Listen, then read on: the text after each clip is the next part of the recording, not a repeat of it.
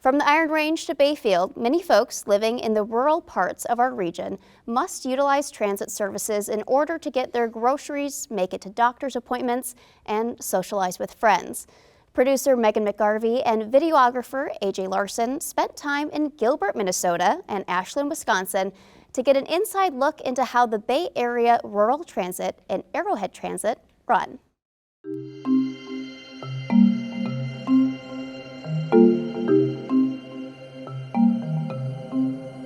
For folks that live in rural areas, transportation can be a huge issue to get from point A to point B.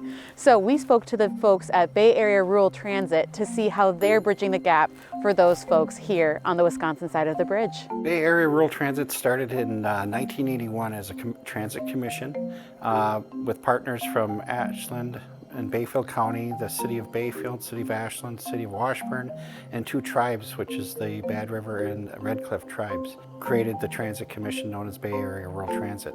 So all of our buses are handicap accessible. So we have wheelchair lifts on all the buses. We show up, we'll drop the lift, we'll help them get on the bus, we'll get them strapped down, help them off the bus. When we first started our first route in Park Falls, a gentleman in a wheelchair was so happy with us because it was the first time in 5 years he was able to go grocery shopping himself. So it gives people their independence.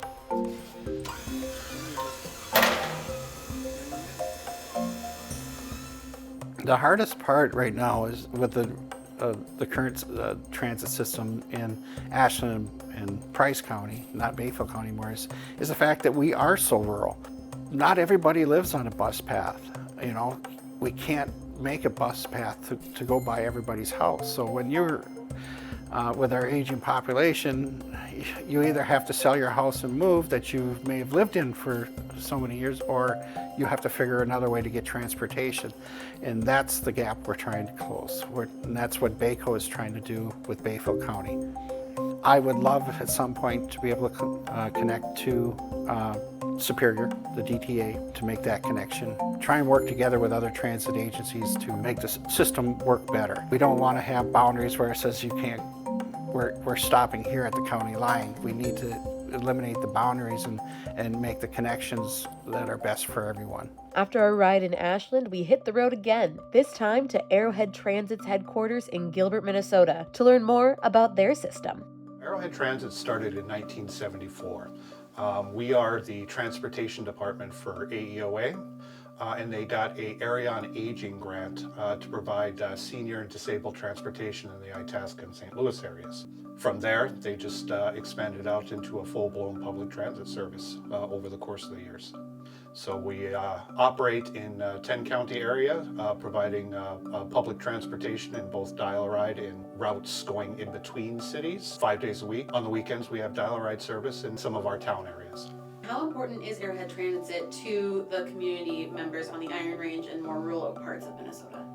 For a lot of our community members, it's very important. The only transportation options that they have, especially in the rural and deep rural areas where we do service, it's the only option that a lot of them have.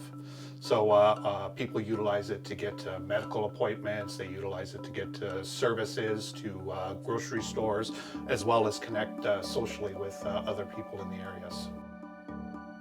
Fond du Lac tribe, we have a memorandum of understanding with them. We accept all of their tickets, they accept all of our tickets, so as people are going back and forth between, they don't have to purchase another fare just to switch buses. And then we have a transfer system with Duluth Transit Authority, where at the Miller Hill Mall, we can hand off our dial-a-ride passengers from Hermantown right onto a DTA bus with just a transfer. And how important is it to have that cooperation and communication? Especially in Greater Minnesota, it is everything.